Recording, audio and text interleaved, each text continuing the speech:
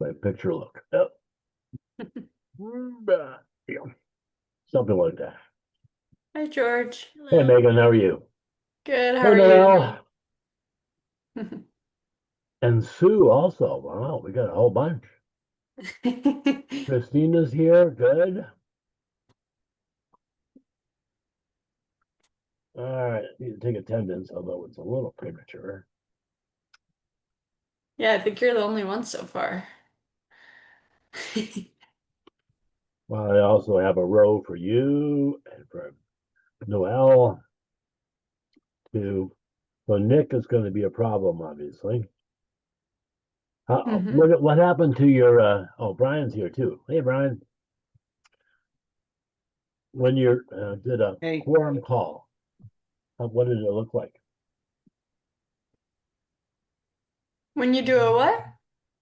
You sent an email for a quorum. Oh, yeah. So I think Dan said he would be coming a little late, but he would Okay. be here and then he'd have to leave by 8:20. I see we have three right now. Right. So, Hey Megan, this is Nick. My flight has been repeatedly delayed, so oh, I'm joining Thank from oh, you. the okay. from the airport for now at least. How long can you Awesome. stay with us, Nick? When's your flight? Well, we'll see. It's now about 2.5 hours delayed, and so it's supposed to be boarding at 8:04. But we'll see. It's been delayed several times, so that may happen again. Excellent. Well, thank you for joining in from the airport. Now we have a quorum. I'd be surprised if Melissa doesn't show up. Oh, she is very conscientious. So we'll give it another minute or two and then we'll get this going. So I've got an inch of rain in my house. Anybody doing better? I'm sorry, what in your house? An inch of rain outside. Oh, an inch of rain. Sorry. Yeah. Wow. Good. We need it. Yes, Hope no it's on doubt the about it. outside. So you have a rain gauge? Yeah, I have one. Fun. Yeah. Yeah, I was at the bog yesterday and this morning, and it's the I mean, I can't say it's filling up, but the stumps show a little bit less than they did the other day. Well, I sure hope um, the water stays low enough to not breach the dam. So I don't think that's going to be an issue. doesn't sound like it's going to happen. So It's like- let's see here.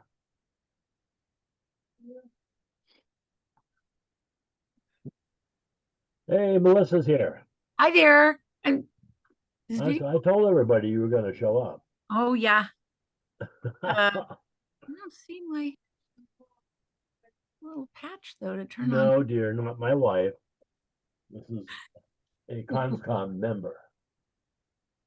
Where's video? I'm not seeing my little square. Uh, you're being recorded, dear, so beware. Oh, there it is. Yeah. And strangely, you're named Asterisk, Melissa. You're like, I don't know if that's being fancy or just, No, can hear me? yeah. So weirdly, I'm not showing up in the view. Oh, it may extend beyond the number I of tried that. Yeah. cars you can see. We can see you. Okay, good. All right. I don't know about the asterisks, but I'm here.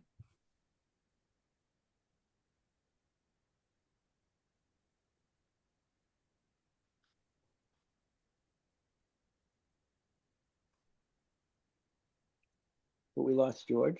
Uh-oh. Seems kind of critical.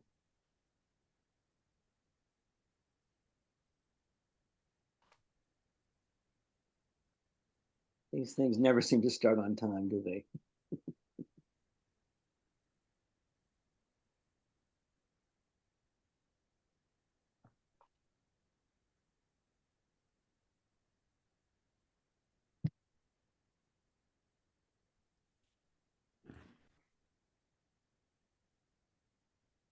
So what else can we talk about? Anybody have any good jokes or? Other was- news? George was on before. Yeah, he right? was. He'll come back. I don't think he left because you came. No,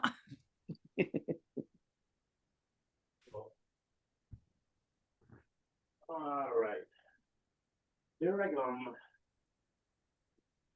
hear him. There he is. Sorry, when the wife commands, I obey. All right. Hey, Sylvia, Hello. Lovely weather today. where? For ducks. It's all right. I love the rain. I always pray for rain these days. Okay, so let's kick this off here. So I'm George Shepherd, Chair of the Conservation Commission, and I call this meeting of the Conservation Commission to order. Members present are Navneet Handal, Nick Ognemeni, Brian Murphy, George Shepherd, and Melissa Webster. And they are all dialing in remotely. We also have Noel Beeland and our administrator, Megan Sullivan.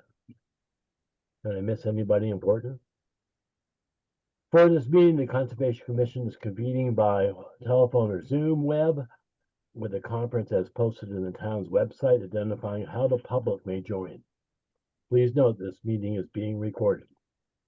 Accordingly, please be aware that other participants may be able to hear you, and anything that you broadcast may be captured in the recording. Maybe even make the record.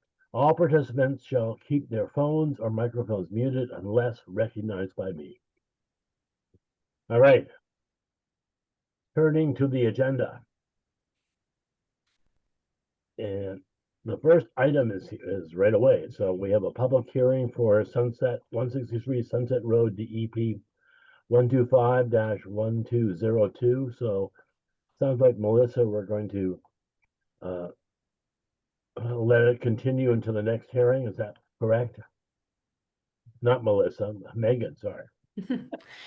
Yeah, still waiting on revised plans, so we're just gonna keep kicking this one down the road until that happens. Sounds good to me. All right, let's go to other items. I move to we need a continue, motion. I move to continue Oh, DP sorry. 125-1202 to October 9th. Second? Oh, we need a time. No, No, I don't think we do that anymore, right? No. Or do we? do we give 7 o'clock or do we give a?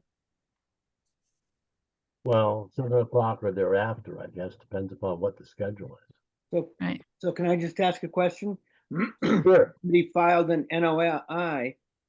Do we no longer give them a quote unquote date and time set certain? I thought that was literally the law that at least for a new NOI, you have to tell them what time it's going to be.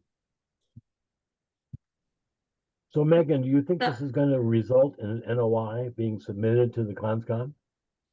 No, I didn't think so either, Brian. Well, I'm not aware of any regulation that you have to provide a time, but we're just continuing what's already, I mean, it's a public hearing, it's just continuing the public hearing to a new date.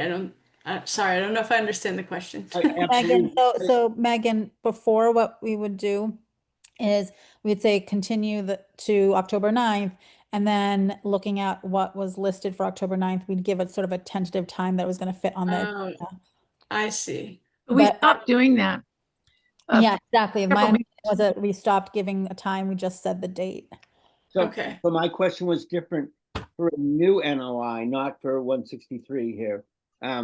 Oh. Do we still have to, when we advertise it in the newspaper, does it say a hearing on October 8th at 7:20 p.m.? Do we still I have? believe you only have to give the time of the meeting. So if the meeting starts at 7, you just provide that time and you provide the agenda, and then that's it. Great, I'm glad. That would make sense. And then check the website, get the Agenda. agenda, and then you Mhm. know what your order is. Exactly. So can I get a motion to, So it's been moved by Hundal, seconded by Murphy. right, We need a vote. That's where I was headed. Can I get a vote, please? Brian, Aye. Navneet, Aye. see, Nick Aye. from the airport. Melissa, Aye. and the chair votes aye, the motion passes. Thank you very much. It's not 7:15 yet, so let's move to the new and pending business. The minutes from 8:28. I got a chance to read all through that yesterday, and I think it looks great. Now, there were some comments that I believe Sylvia provided. I sent them to you. I didn't know if you wanted them distributed to everyone. I sent them to you and to Megan and to Noel, and it dealt with some changes in the discussion of the Beavers. Beaver Management Plan, some corrections to the title of Dr. Waddles, and a few other things, little things. So I'm sorry, I didn't realize it was coming just to us. So the question is whether to incorporate what you generated. That's not part of the minutes per se, because it didn't take place during the meeting. I can send it to everyone if you would like. I guess I thought they might get forwarded on. Well, I guess what I would recommend, and please correct me if I'm wrong, I would accept the minutes, and then based upon what you provide to the members of the CONSCOM, we can decide an addendum to go with the minutes. I think it's probably best for everyone to be on the same page about, to be on the same page about the minutes, but I'm trying to pull them up. I'm just having a hard time finding the message in my email. The concern that I have is that there were some errors. So George, I think we have to wait until we hear if you can distribute what Sylvia sent, and you need to distribute it, not her. She's not a member of the Part of the CONSCOM. member, I agree. All right, so we'll do that. The chair will take the action to review the inputs and update the minutes per se, and redistribute to the Conservation Commission, and we should vote on it at the next meeting. Is that legal, Brian? Yep. Okay, good. So can I get a motion to do that? Do we need a motion, or we're just gonna table this for, Well, you're much Yeah, you better can just advised. table it. just table Okay, it for, table to next time.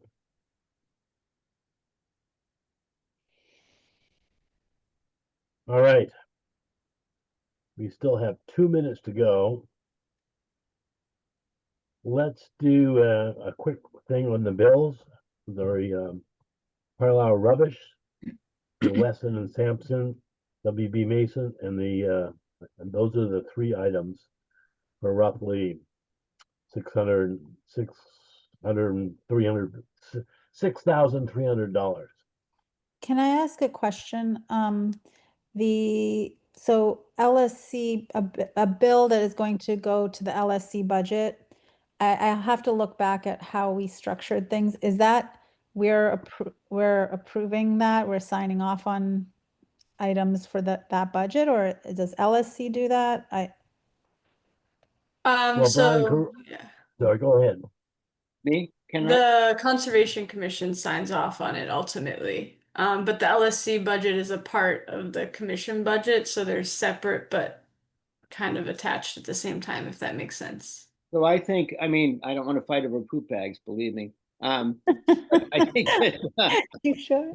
I think that if that's something that should be quote unquote under LSC's budget, the LSC, we've had now the item to vote on bills on our agenda, and there's nothing to vote on. Sometimes there's some invasive management, but it seems like we should own the poop bags or the removal, and I think according to Ryan, that would be our budget, meaning we steal that $80, whatever it is, from CONSCOM, and you don't have to deal with it. I mean, the idea was that LSC would manage all these properties and you wouldn't have to deal with it. So if you So want to. that goes to that bigger conversation. I think, So I have a yeah, go ahead, I have Mel. an interjection with that. Sorry. So the LSC budget is from the maintenance and repair line of the conservation budget. So part of that is entirely the LSC, that is the entirely of the LSC's budget. But the Conservation Commission also can still use from that budget line. So for tracking of expenses, it would be easier for the commission or just Megan and I to see the bills because Megan does sign off on the bills and we keep track of them in a spreadsheet just to know like how much money we have altogether. Um, I'm not saying that the LSC can't approve of them, but we would still need to just know what you did approve of, just to track for tracking purposes, just so there's no like we don't overspend in a line Sure. that So Noel, do the bills come to the LSC or do they come to you or the Conscom or? usually I think they're mailed to the town hall to the conservation office. But I'm not really sure. Some of them come like through email. So I don't know if they would go to Brian or Suki, but Not yet, but I mean, and again, I don't want to argue over the turf of who owns the poop, but I think that if you want, whatever Conscom wants, but if you want us to manage that, and if you find that our poop bag is exceeding your expectations, then we need to talk about that. But the Agreed. idea of LSC was to offload Conscom, and it's actually different in the winter, but there were times Conscom had long meetings that we were just trying to make it easier. So maybe, I mean, and I think we need to talk about this very detailed, but maybe for today, we just are, okaying these bills. But I think if the LSC's budget is in a line item of the Conscom budget, maybe there's like a separate, number 2B would Oh, be. no pun intended, number two. You say this to the gastroenterologist. Number 2B would be like, just so that we're aware of what is that, not that we're necessarily approving it, but that we're aware, since it is coming out of a line item within our budget, but that you guys would be officially sort of managing that. But again, these are like the devil of the details of like how the interaction between these two committees and whatnot. And then ultimately Noel and Megan would yeah. have like oversight that like we're not, like you said, exceeding. I must have just meant that I just still want Megan and I to be notified if the LSC does approve of a bill that we're not attending, just so that we know like what money is being spent. Oh, 100%. I also just, for me, if there is a budget within which I am for the town responsible for, that like I'm also being judicious in its expenditure. I just want to be, I Mhm. want to be aware of that too. That's it. Because Mhm. I don't have time to go to, go through the details of what's LSC's approving as it's happening. So just if we're made aware, I think that's good. But so Noel, we wouldn't be approving any bill of any kind that didn't either come from you or Megan, right? I mean, we don't make up bills. If somebody sent me a bill, I would send it right to you guys, right? That's what I meant. I'm not saying that you wouldn't, but I just wanted to make that clear distinction. Yeah, I want it on the record. I'm not going to pay, I didn't think you were gonna be like sneaking money. I was just being cautious Clear. of Oh, I Being don't know. our We're talking to bookkeeping. Brian.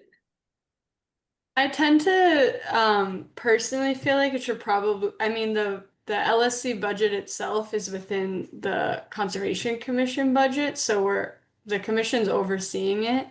I feel like it would almost be a duplicated effort if LSC also approved them at their meetings. I mean, Noel can speak to this too. It's not really that much of a burden to get a bill and pop it in the spreadsheet and put it on an agenda. So it's not like it's taking up that much time. And regardless, the Conservation Commission is going to have to oversee LSC spending either way because it's part of our Right. budget.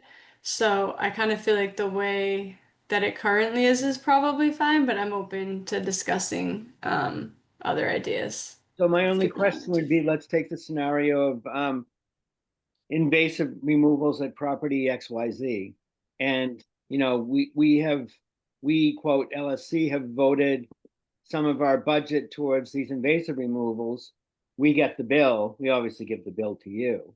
Do we just, I mean, I'm happy to pass that to Conscom, but then do I need to justify it? Or is it better that the LSC voted to approve the invasive removal at blah, blah, blah, and it was, you know, $2,000, whatever it was, right? So I guess that's the question, more than getting rid of poop out of the barrel. I mean, kind I of- think there's. Go ahead, Noel.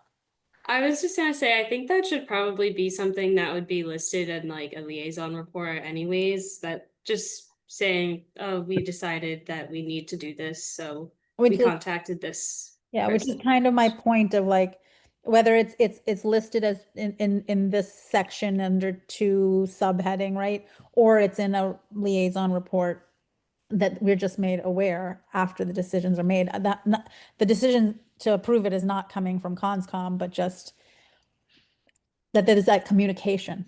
That's it. I think it's good here. And again, I On don't one think point. you're gonna spend miscellaneous funds. Like, I don't think you're gonna spend something on like something random. Like, I know it's gonna be for the town, what the LSC is for, but just so it's not like a surprise.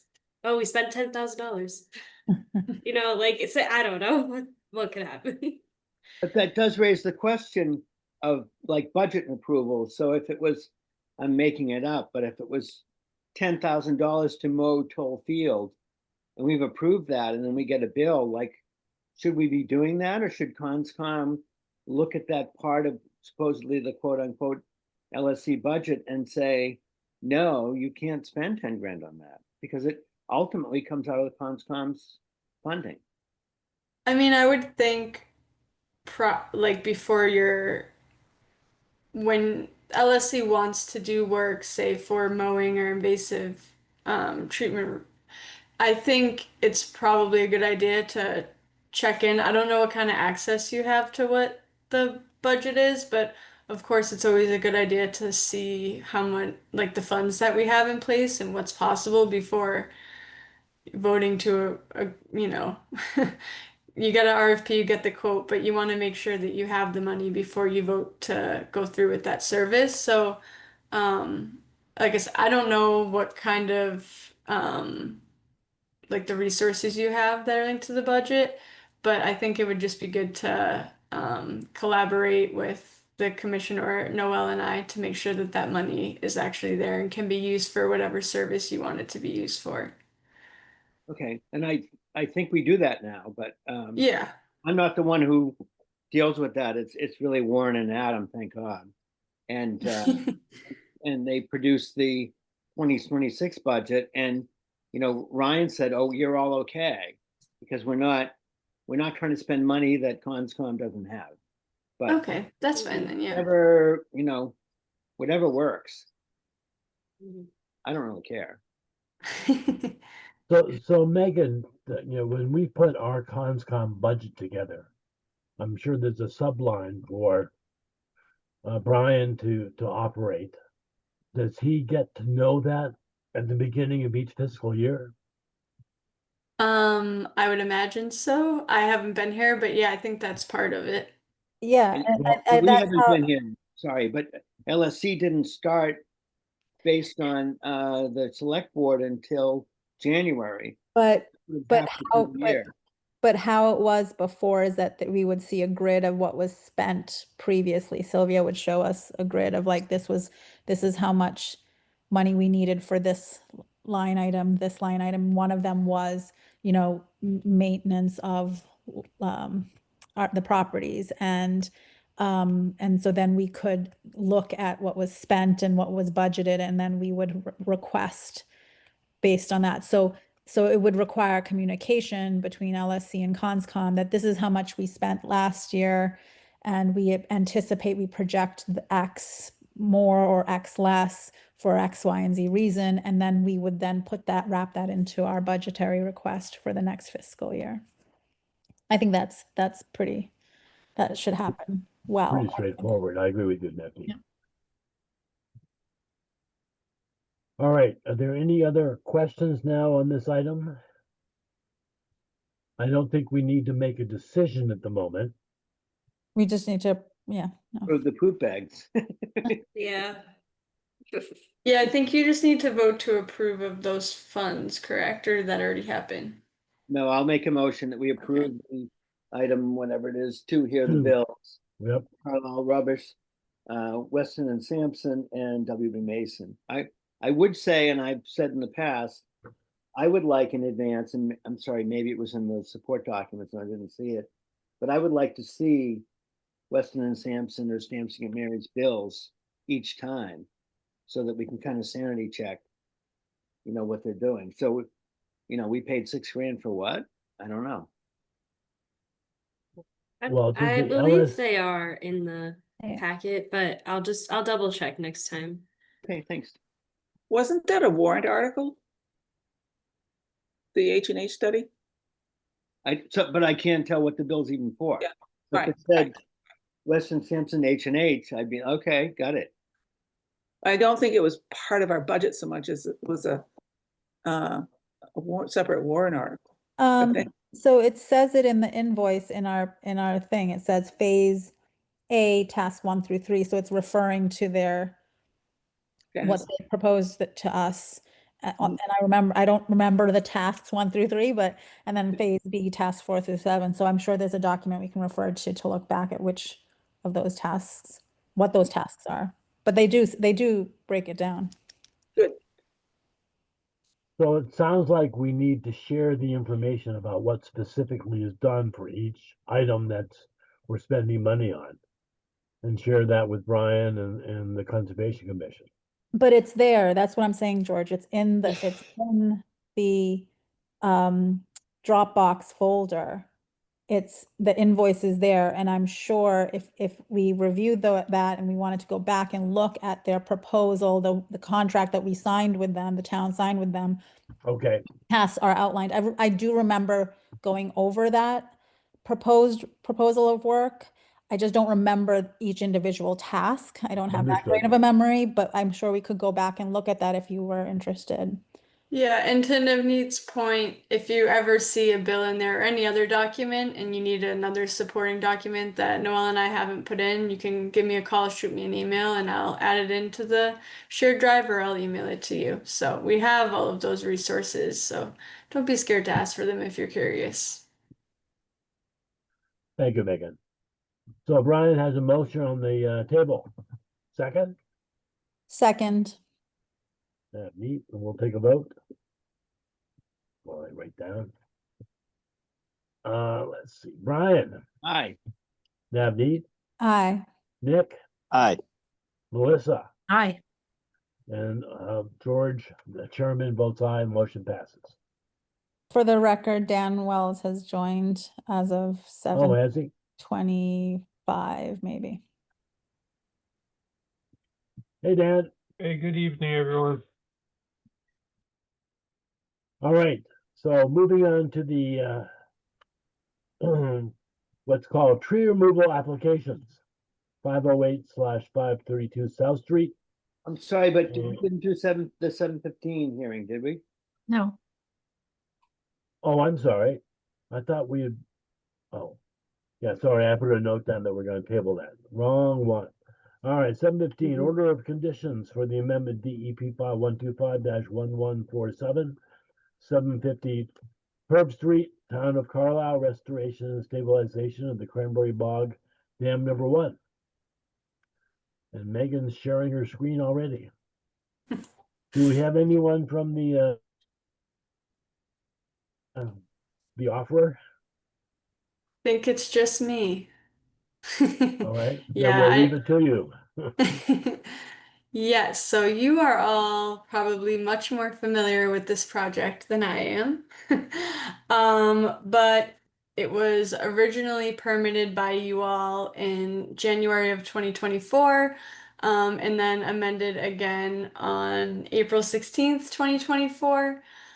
So this is a repair of the cranberry bog.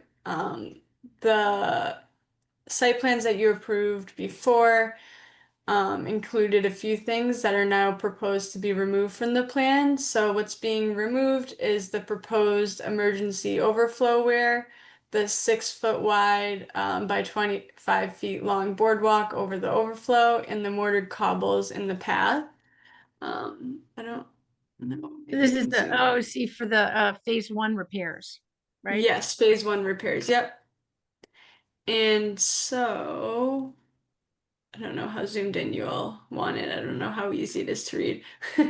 But some of the proposed deviations to this amended order is the addition of green armor turf reinforcement mats along the extent of the upstream slope of the dam, filling and leveling of any depressions along the dam crest and cart path, and then restoration of the existing horse path along the base of the downstream slope of the dam.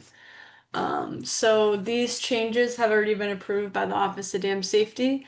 So we have our permit from them, and kind of the last item is to get this order amended so that we can put the project out to bid and get the constructioning happening as soon as possible. I reached out to DEP and they didn't have any comments. And I'm working on this final scope of work so we can get this out to bid. And happy to answer any other questions involving the dam because I know there's a lot going on with the dam currently. So do we need beaver management plan approval before we actually can do this, I presume? Yes, before construction can take place, we do need to have the beaver lodge removed and the beaver trapped. But Okay. we don't have to wait for that to vote on issuing Correct. the amended order of condition. Correct. So if we got the order in place and we got it out to bid, I just wondered if we could ever consider, and we could, start it tomorrow. I've read all the alternatives on getting rid of beavers, of using things like coyote urine or, mountain lion urine. I don't know where you get that. Or I was fox thinking urine. Brian Murphy urine. Never mind. Actually, I'm told that vegetarian urine, when we had chickens, is absolutely useless for removing predators. They don't. Okay. Oh, sorry for me. Anyway, Sorry, my fault. yeah, really.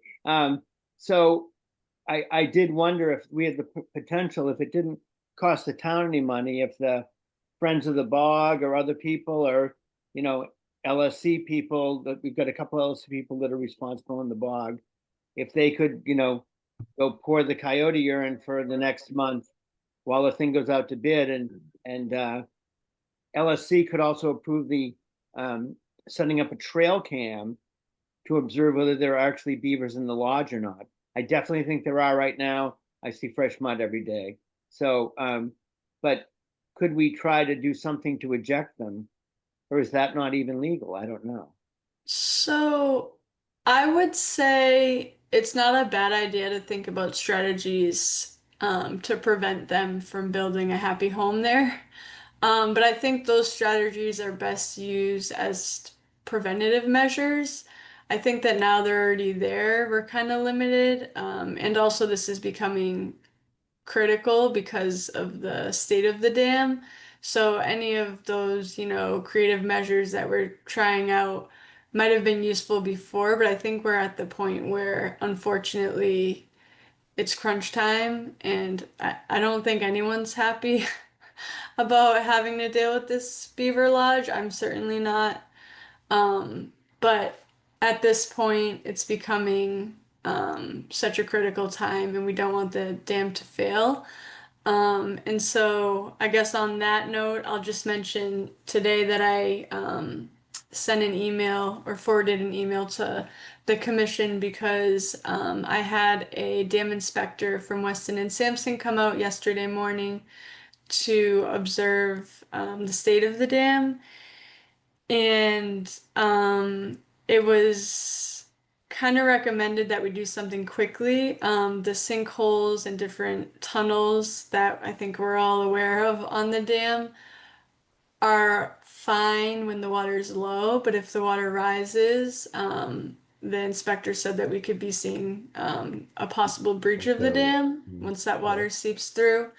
So it's kind of recommended that we first try to gauge the severity of the burrowing tunnels under the ground because we can't really see them all right. So they can do kind of like a sonar scan to gauge how severe the damage is. And then once we know that, we can decide if we need to do an emergency repair, before we can get this project out to bid, or if we can wait long enough and hopefully do it all at once. We put the project out to bid and we can repair it all at one time. But right now, just kind of trying to figure out how to make that all happen. But just thought I would bring that up since we're talking about the dam. So can we do the emergency repair with the Beavers Lodge still there? Or do we have to remove that immediately in advance of any bidding or any emergency repair? I'm sure that we'd be able to do the dam with do the repair with the beaver lodge there just because it would be like a public safety hazard if the dam were to breach. But we did this week I did get permission from Mass Wildlife to remove the dam. So I'm working with a the beaver dam, sorry. The beaver lodge. Oh my gosh, this is so confusing. Don't So remove the sorry, yes. dam. I know. So I got a quote from a vendor to remove the beaver lodge. Um, and I'm working on getting that kind of ironed out so I can present it to the commission at the next meeting and hopefully we can fund that service and then we can get to the construction phase. Yes. Well, my question was, in the next 30 days, could we, buy a case of coyote urine and pour it on there prior to the trapper to see if that did anything?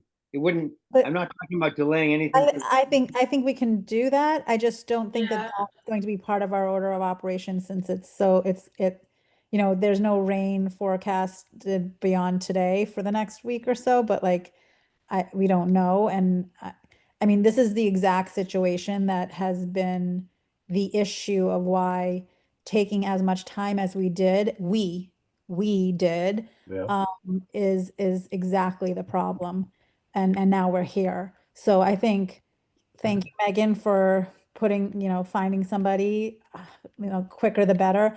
I would not be in favor of trying to, for two reasons, and I might have this wrong. I would not be in favor of waiting to do these emergency repairs to try to couple that with the dam work in total because because it sounds like you also need to do some extra sonar work, right? Like, what's the cost of that?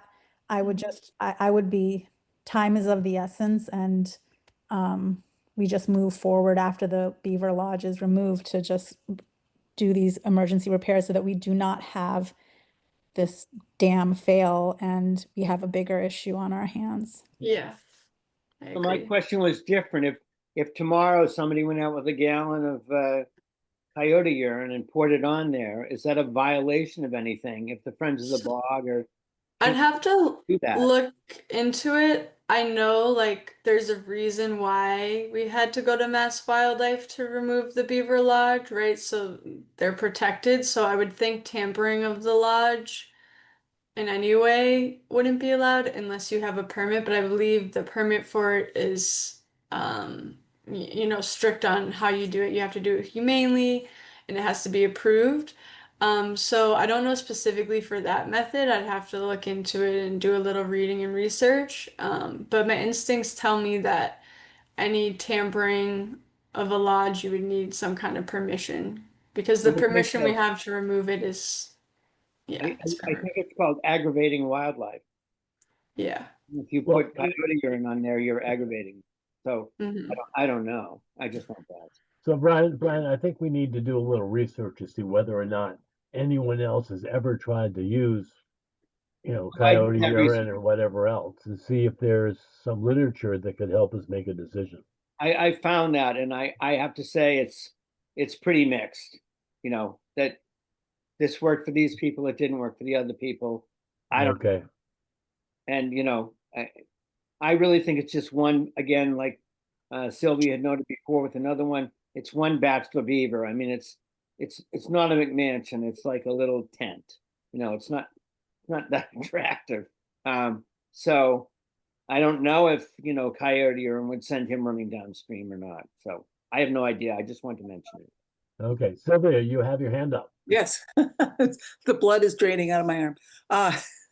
All my discussions with Dr. Waddles indicated that in order to remove the lodge, you have to trap the beaver if it's there. And the last go round we had with this, which was the first one in 2022, we confirmed that the beaver had died of its own volition or had been attacked maybe by a dog or a coyote or something and had died. And then we had to monitor it for a while to make sure that the lodge was actually not being maintained at all. It was beginning to sink. And that's when he gave us permission to remove the lodge, which was done by Mark Duffy.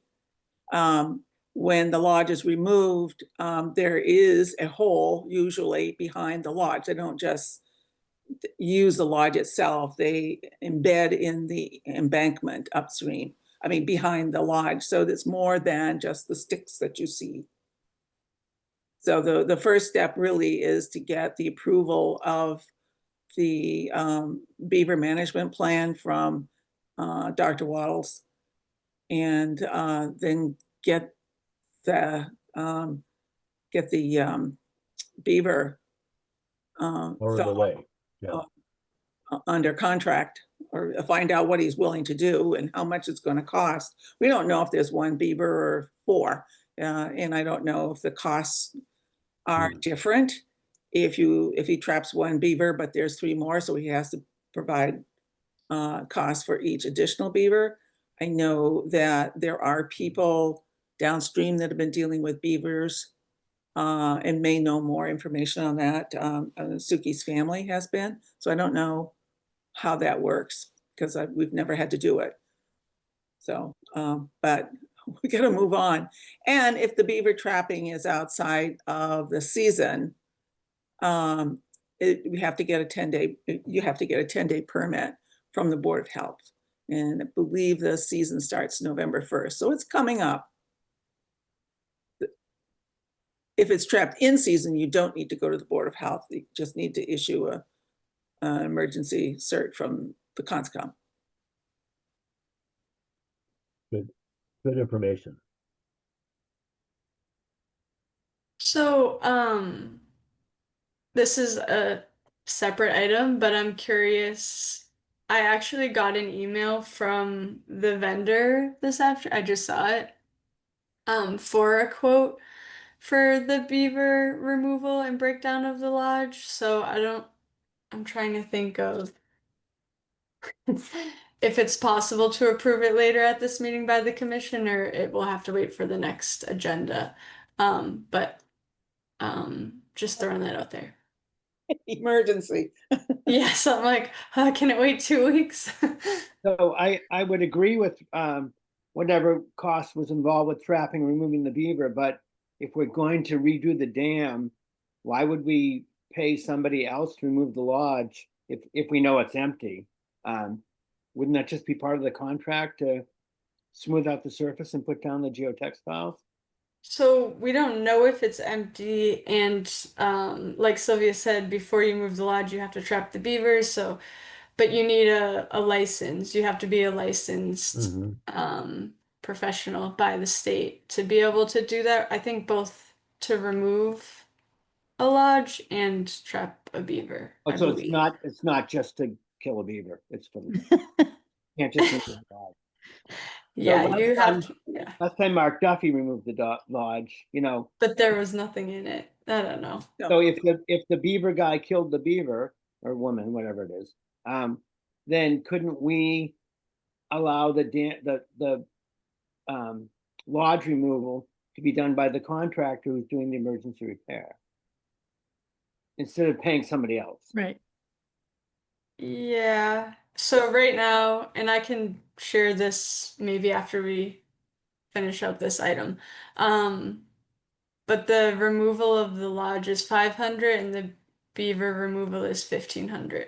So just for context. And Megan, if they, this is a silly question, but if they don't end up, they put the traps out and they don't end up trapping a beaver, do we still have to pay the 1500? Like if there's no beaver that is found? I don't. I don't think so. I mean, it says remove beaver as the item. If there's no beaver, then they remove. Yeah. But I don't know, maybe there'd be a smaller fee for like a site visit. I don't know. Sylvia, I'll defer. Do you have a knowledge on that? Oh, Because when I led him around the last time, he did charge for the site visit. And after that is when we discovered that the beaver had passed away. And so we did get a bill for the site visit. But he didn't have to do anything. He had to drive down from New Hampshire and go around with me and then leave. This time it would be to scope things out, I think, a little bit more and set out traps or a trap, and then come back and check. It's a little more involved. So I don't know what he would charge for that. I think we're getting kind of down in the weeds. Yeah, I think, sorry to interrupt you, Sylvia. I feel like we've now put ourselves against the wall and like now we just have to kind of take action Right. and just like, let's just do this. If there's a beaver that's trapped, there's a beaver that's trapped. If we have to wait till November 1st, we have to wait till November 1st. But right, like, let's just move. I know if I had all the time in the world, like if I could like pause time and like figure things out, I would. And so that I would do it the most cost effective way, because I'm not 100% certain this is, as to Brian's point, but like, let's just do it. Yep. So, I don't know what the procedural thing is, if we can approve what was sent to you, Megan, today. I don't know if we can. I don't know if that's kosher. But Emergency. okay, that's Yeah. right. Emergency, just. One more thing about leaving the lodge there after trapping is we don't know exactly when the dam repair is going to start, because we don't know, it hasn't been bid out yet, and there's a whole process associated with that takes time. And I hate the idea of leaving a nice abode there for some future beaver to take. Squatter, a beaver squatter. Yes, Yeah. So it could reoccupy. Yeah, that's a good Yeah. reason to spend talking about. we don't want that. Good point. So Affordable housing. let's take up the trapper proposal after this, but we gotta make a decision on what's before us now. Yeah, this is the plan that we had all agreed on before for phase 1 repairs. And this is just the final amended OOC that makes it, that it puts the paperwork together. Right. Agreed. There's no changes to what we discussed many moons ago. And it includes the conditions required by the Office of Dam Safety, I assume. Is Were that- there any? Yeah, conditions? oh yeah, Oh, yeah, but, oh, yes, right, oh yes. yes. Yeah, there's a lot. So whoever the contractor is will have to adhere to Office of Dam Safety conditions as well as ours. Great. We need to vote on this, right? Yes. Yes, so you have to close the public hearing first, but then you can vote to issue if you'd like. And we have to close. Go ahead. Go ahead. I make a motion to close the public hearing. I'm sorry, I just want to make sure that any public is allowed to speak. Oh, yeah. Good point. Thank you. Good point. Okay, hearing none. Yeah, Make- agree. So Brian, you proposed it? I'm proposing a motion to close the public hearing and the order conditions on DEP 125-1147. Second, That's Melissa. We'll take a roll call vote.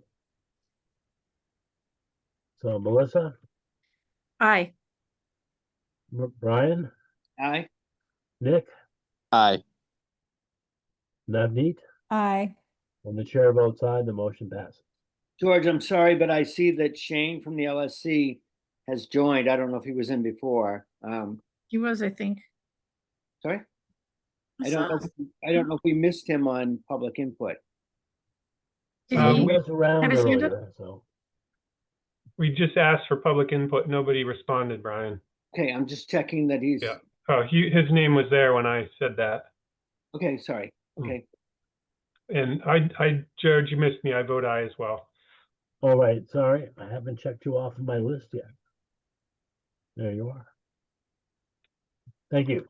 so the next motion would be to accept the order of conditions amendment requested for DEP file 1125, I'm sorry, 125 1147 Yep, as is. Second, so Brian. Melissa, we'll take a roll call vote. Dan, we'll start with you. Aye. And then Navneet, Aye. Nick, Aye. Brian, Aye. Melissa, aye. the motion passes. Chair votes aye too. With the chair votes aye. Yeah, correct, sorry. You're too fast for me, Brian. Sorry, I'm just trying to keep you straight. All right. Going back to our 7:15 item now that is 10 minutes late. No, it's a tree removal application. This is on South Street for Rick and Nancy West on behalf of the Flips, Tully Foot and Paula Griffin. Removal of 2 dead trees within a 100-foot buffer zone of bordering vegetated wetlands. So it sounds like most of you went and checked them out, and I saw some nice pictures. Do we have anyone You mean from Megan? the owner? I think you mean Megan, right? Sorry, yes. It's okay. Yes, I did go out to the site. So the picture on the screen is one of the dead trees, pretty obviously dead. Um, they're not gonna do any stump grinding in that area. They're just gonna cut it short or flush and leave it like that. And then this is the other tree, also clearly dead. The property owner did tell me that in the future that they'll probably be submitting something maybe within the next year or less to do some invasive species work over here because as you can tell from the picture, the vines climbing up this dead tree likely killed it. And that's kind of the story for the living trees in that area. They have a bunch of bittersweet vines and other things kind of choking them out. So the property owner definitely wanted to restore this area in the future, but just to remove the immediate hazard, they just were hoping for removal of these 2 trees. And when you say removal, are they gonna truck them away or cut them up for firewood or? I did not ask that. I just know they're removing them, but I don't know if they'll haul it And- off or keep it for themselves. And do we know if they're, you said flush, is there any possibility of leaving a totem? Yeah, so I had asked if for them to do that or I recommended it, strongly urged. But they said because they're doing planning on doing restoration work in there and getting in with tools to remove all the other invasives that they just wanted it gone for a fresh start for when they start planting. Um, but I told them that it was healthy for the soils when it decomposes and it's good habitat for the birds and other creatures, but I Good couldn't soul make search. them keep it. Well, How are could they we not out? require that as a condition? But We- they're dead trees, right? That it's not part as annotated. It's not required to be. Oh, yeah, never mind. Sorry. Mitigated, yeah. Yeah. No, Nick might be right. We could ask that, but I think if it makes it hard for them to do the invasive mitigation work later, I think it's reasonable to bring it down, in my opinion. Oh. I'm not, it's not a hill I would die on, but I just from having done a lot of bittersweet removal myself, I don't think that leaving a totem there prevents that. Another question is, is that tree gonna, if it fell, would it hit the house? Is it of risk to the, people who live there? Except that it may Um, fall one day. there's a bench just to the left of the picture you can't see. So, it's not as much of a hazard as when it's really close to a house or a deck, but it's definitely, if it fell, it's pretty tall. It would probably nick the house and probably the back area. Definitely where there's a little seating area with a bench.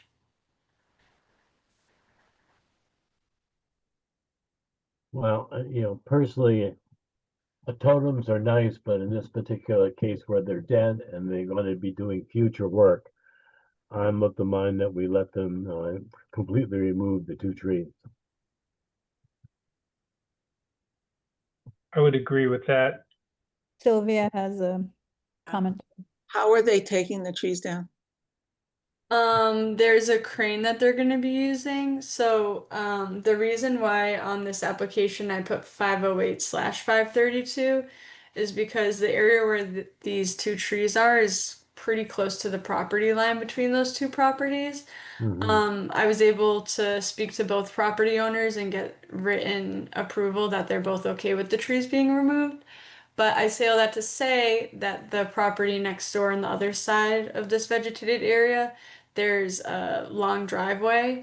So they were thinking about accessing removal of this tree from the adjacent driveway so that they don't have to go over all their nice grass. But a crane will be used. Okay.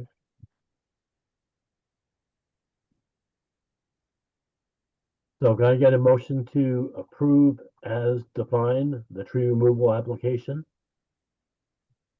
So moved. Seconded. Melissa, Navneet? Uh, And so Dan, I, Melissa, Aye. Ryan, Aye. Navneet, Aye. and Nick. I'm sorry, what? Aye. Okay. And the chair votes aye, the motion passes.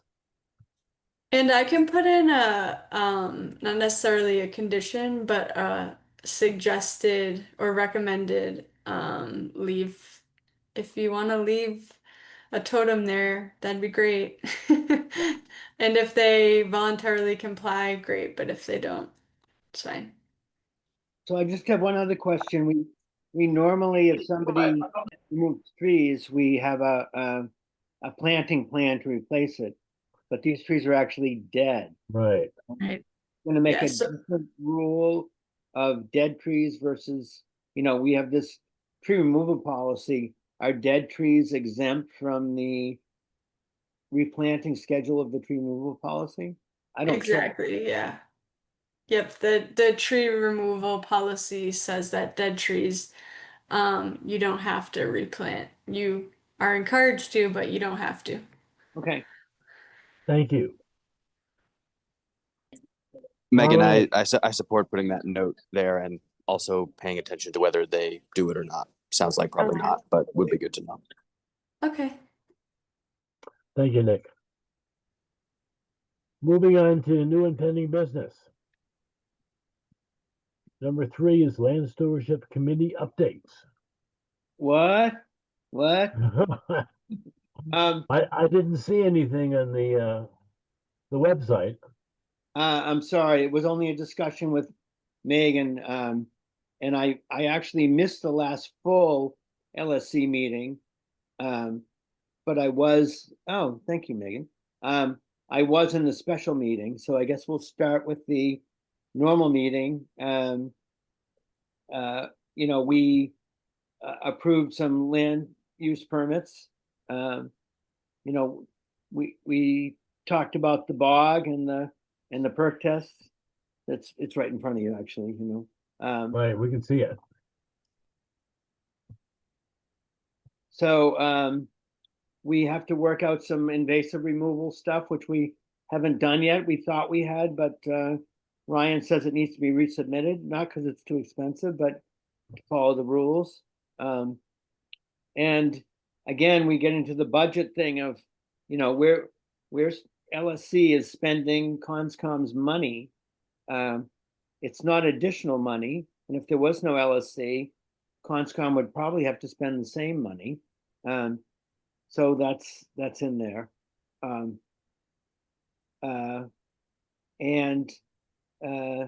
Unfortunately, Dwight DeMay has been voted into the planning board and may be leaving us, so that's a challenge.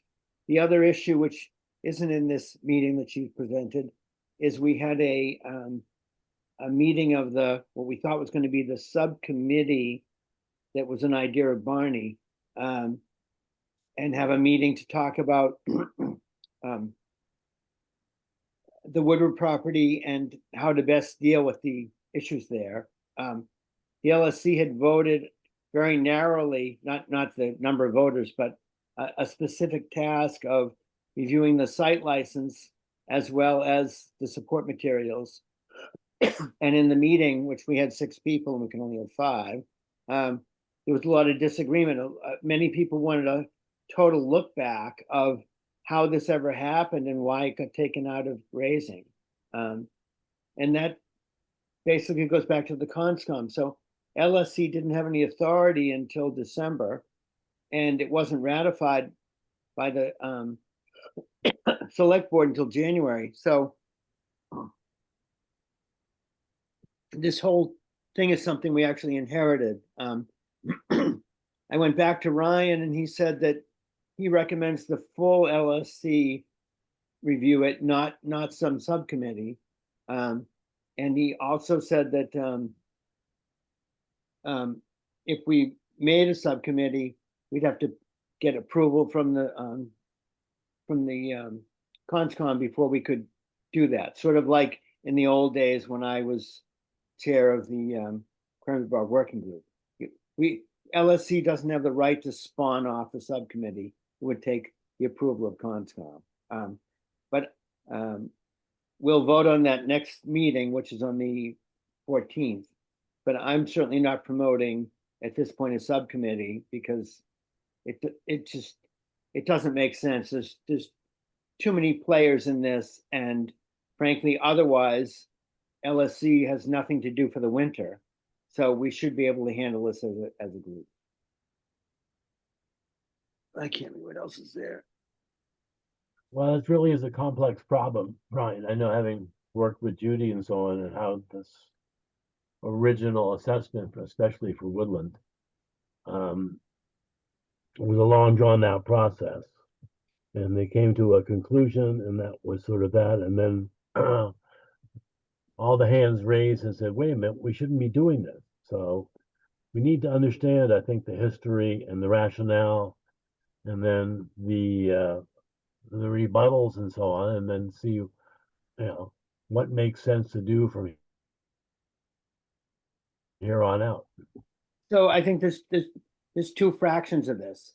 The first one is there are things in the license we offered.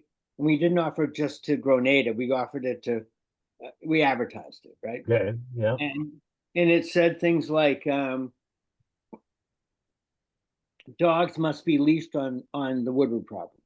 Well, that's not the responsibility of the licensee. That's something LSC needs to manage. And maybe there's a sign that's at each entrance that says dogs must be on a leash. So it's really wrong that is directly in the license for the person who was awarded the license.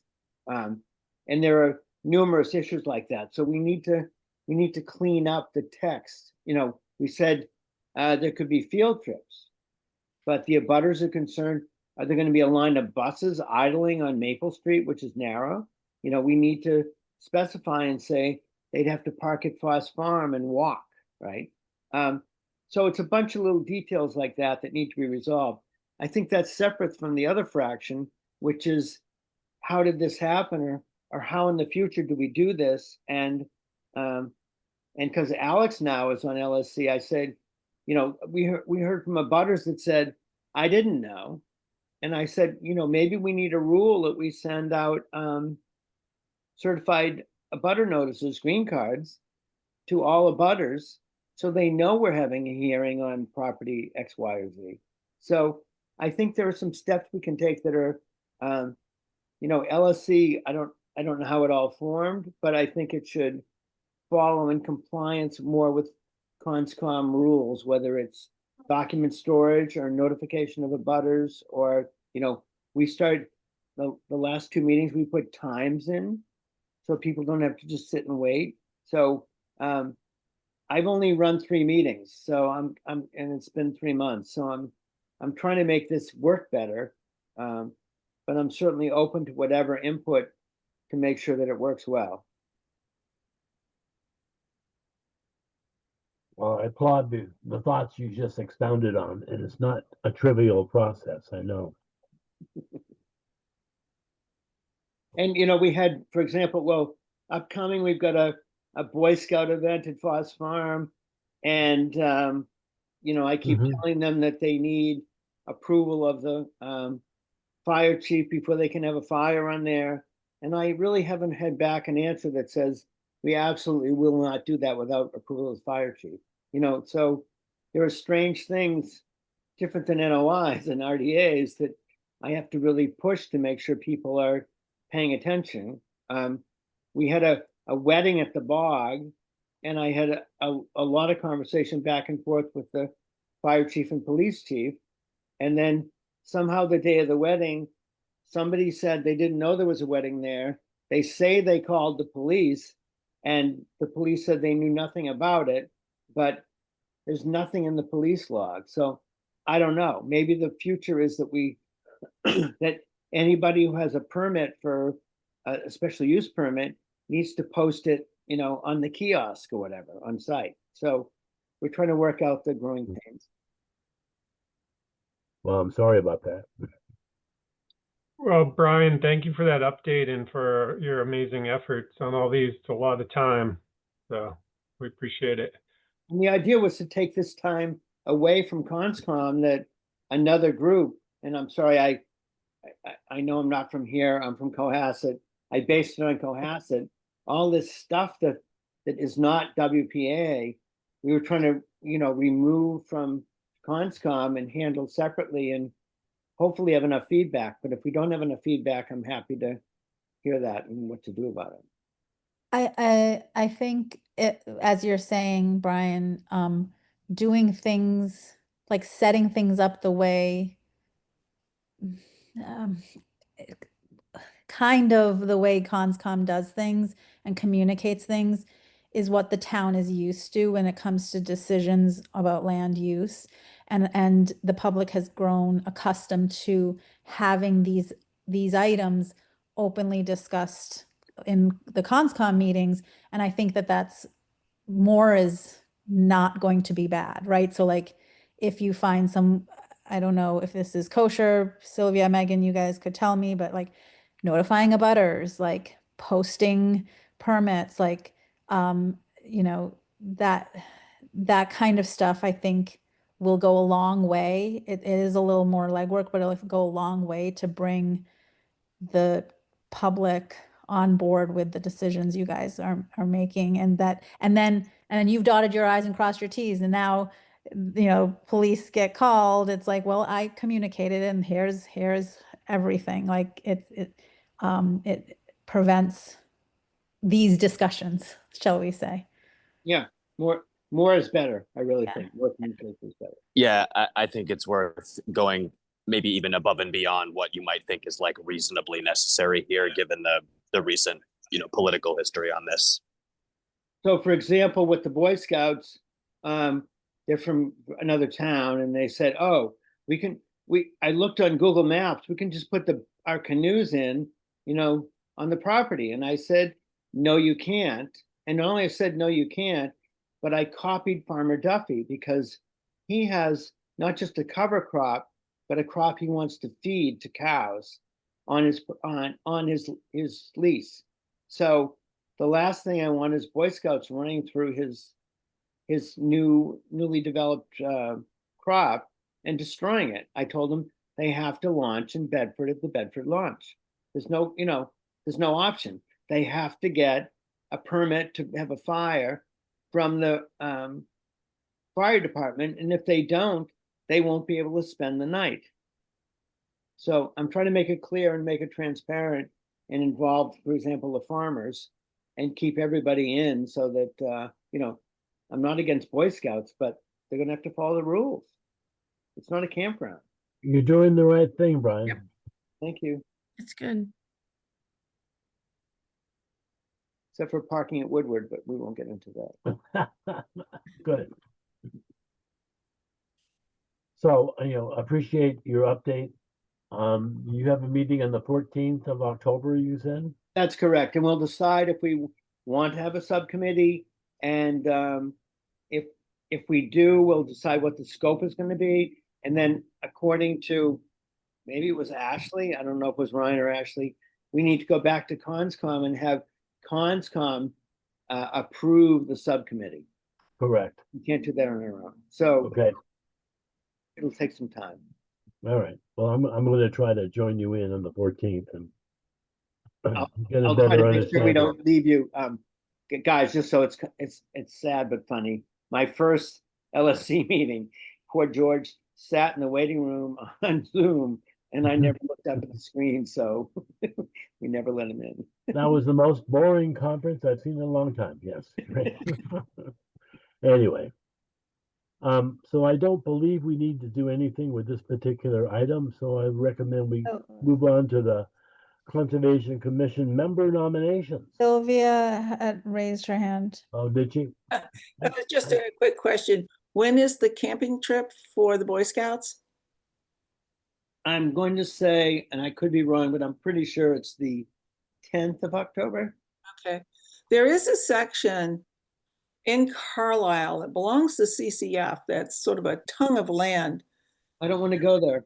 I don't want to, we've given them a permit to use Foss Farm. Mhm. And I don't want to get into other possibilities of I was just saying it was a place for canoes. Yeah. water. Yeah. Or going across what we've leased to Duffy. That's not, frankly, these people have never showed up. They haven't come before us. They just got a permit from out of town, and it's not a campground, it's just not. So, right now, there's no reason why they can't, if all their boats come in on a trailer, they can haul that trailer right over the bridge and The put them parking on the Bedford side. Yeah. So, we're not offering anything extra at this point.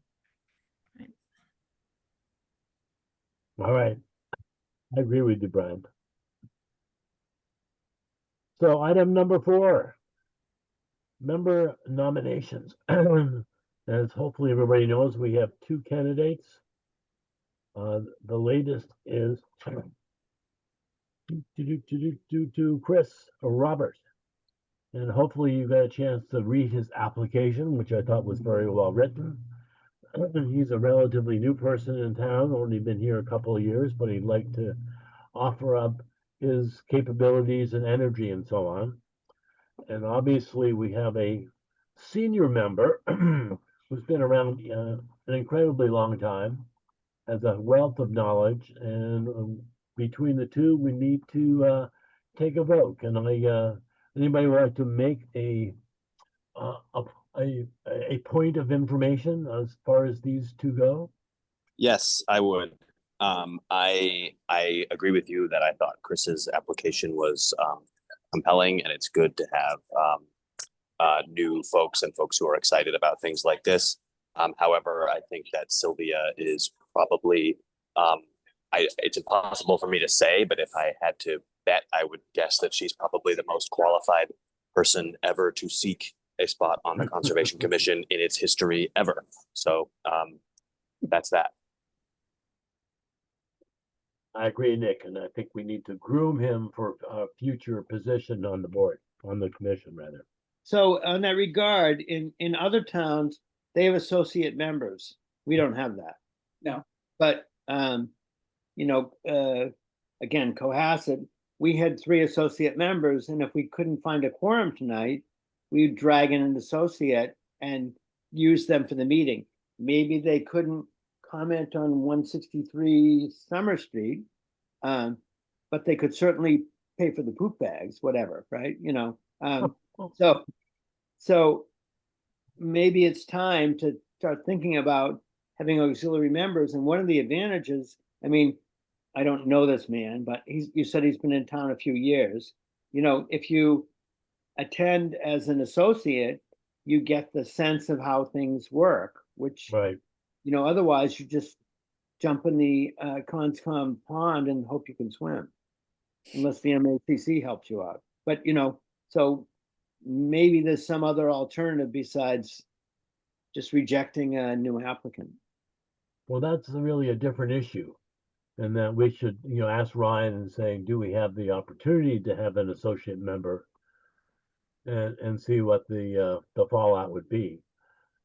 For this point, I think we just need to make a motion as a group to recommend that Sylvia Willard be the additional member of the conscom, and you know, give our best wishes to Chris and recommend that he apply again or whatever. And I'd be And happy to we can let recommend. him know when my term is up too. We can give him that timeline as well. Well, what is your term?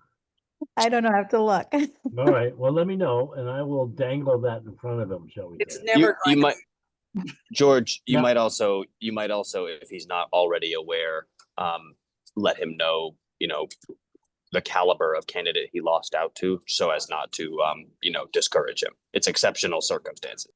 Got Yeah. it. That's a very good point. Thank you. I want you to know I have been a wreck. for the last- Oh, come on. I have come up with a whole page and a half of things that I've done. You want to present it? Okay. Well, I want you to know the first thing on the list is probably the thing you hate the most. I invented the Friday packet.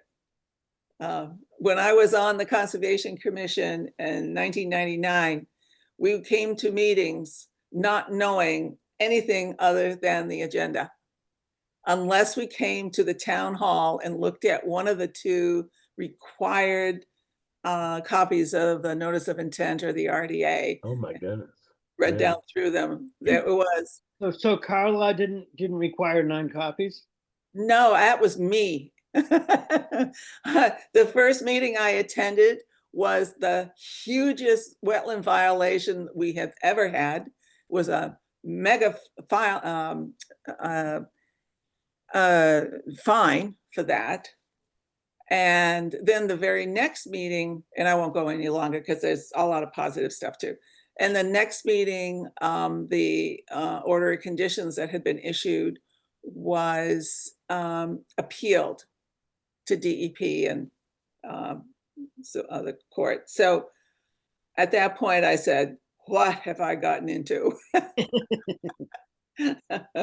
But I will say that I've been involved in all 3, that's a half, open space and recreation plans, and found the people to do the work.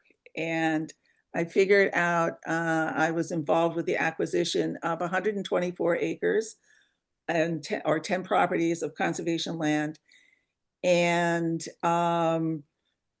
28 new conservation restrictions for a total of 223 acres of protected land with conservation restrictions. Those were awesome things to work on. And although we didn't quite make it the first go round for for getting the bylaw upgraded, we got close but didn't quite make it. We did manage to do some tweaking around the edges along the way to keep it consistent with changes in the regulations at DEP, but also to start instituting bylaw fees.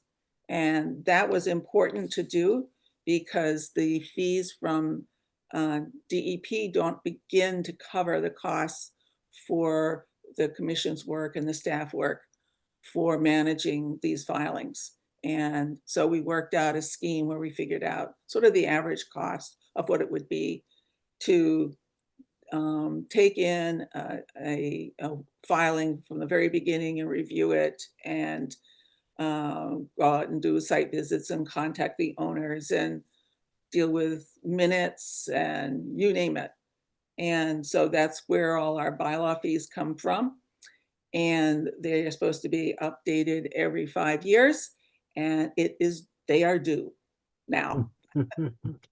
Well, we're going to be glad to get you on board once we have a formal vote. Yeah, right.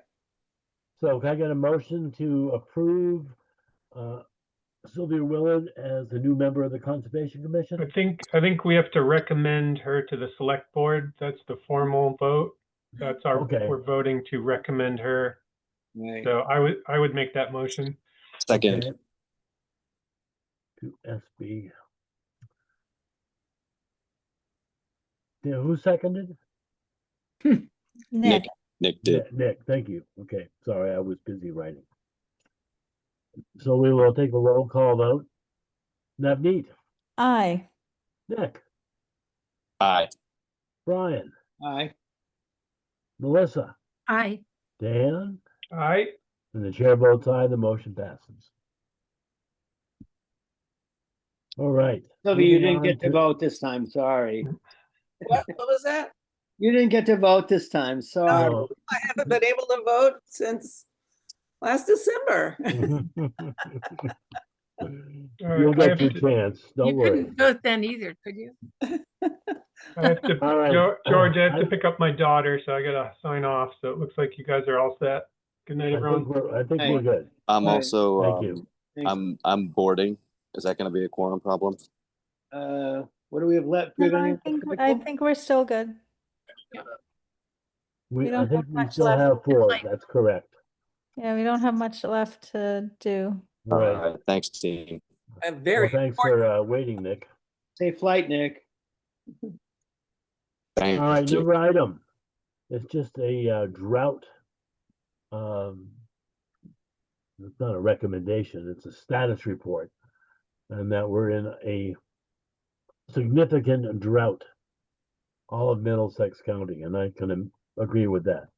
So Megan, I don't think there's anything that we need to do with this. It's just a status of the current state. And I think it's every Thursday they give an update on the drought status, and be interesting to see what happens next week. I heard it today in the news, the Yep. entire state. I'm sorry, what'd you say at the end? And in the news today on the radio, NPR, they said the entire state was now in drought, even in spite of the rain today. I heard that it was down to a drought condition, but it was severe in our area, and it's no longer severe, at least according to WCBV. Anyway, we don't need to argue about the severity. I know I want more rain anyway. Yeah, But the it's dam- just informational. Right, understood, Megan. Thank you. And And same for last- the next item, kind of. Which is an awesome. Yes, thank you. It was easier than you think. That's nice. Which Did was you- a pleasant surprise. It was very easy Yeah. to update the open space plan. So now it's approved through March 2031, which is a weird date to say out loud. But we got plenty of time now. 3 Excellent. more years. Great. Good news. All right, I claim we're done. Can I get a motion to adjourn? So moved. Do Seconded. you oh Sorry, Nope, go ahead. ahead. did you Go want to ahead. vote on the beaver quote tonight or no? Oh, yeah. We can. Well, yeah, because it's under emergency, so we can, that it wasn't. Because it, $2,000, right? I think it could be included as a topic not reasonably anticipated by the chair 48 hours before the meeting. Wait a I'm minute, just who added saying. that to the agenda? You did. It's a nice cushion to have. Yeah, It is. I I say can pull vote it on- up. okay, yeah, you go ahead. And did you hear from Dr. Waddles about the management plan? Yes, we got approval. Yep. Oh, Oh, excellent, good. excellent. We're on our way. I move to approve the proposed estimate by best way wildlife control in regards to beaver removal and lodge breakdown. Seconded. And by the way, I think, Navneet, maybe you asked the question whether there are multiple beavers. This says beaver, perhaps plural, so there's no per beaver charge here, apparently. Well, that's why it's an estimate. Uh, So That's you're true. saying that it could be $1,500 per beaver? I don't think so. I don't think so. That's not how I read it. But they put a question mark after it too, so it's possible that there is no beaver to remove. Or that Actually, they're multiple, We right? just hope there weren't 6 of them. I don't, We're gonna move them to your house. Me? well, I don't have any wetlands. No, Sylvia, now that she's a member, she can take care of them. You can get All a right, pool, I have a Sylvia. motion from Navneet and Brian. Can I get a roll call vote, please? Navneet, I, Brian, Aye. Marissa, Hi. and the chair votes aye. Oh, wait a minute, can I say Sylvia? Is she not? No. Oh, no, no. Select board appoints. No, he has to go to I'm The still, select board. I'm still the public. select board first, you're right, Yeah. sorry. All right, chair votes aye, the motion passes. All right, ladies and gentlemen, thank you very much. I move, Okay, I move to adjourn the meeting. Second. Second. Thank you all. Sylvia can second, whatever. Okay, well, do I have to So- take a roll call vote for that too? Yes, Oh dear. Navneet, I. Brian, Aye. Melissa, Aye. the chair votes aye, motion passes. Good night all. Good night, everybody.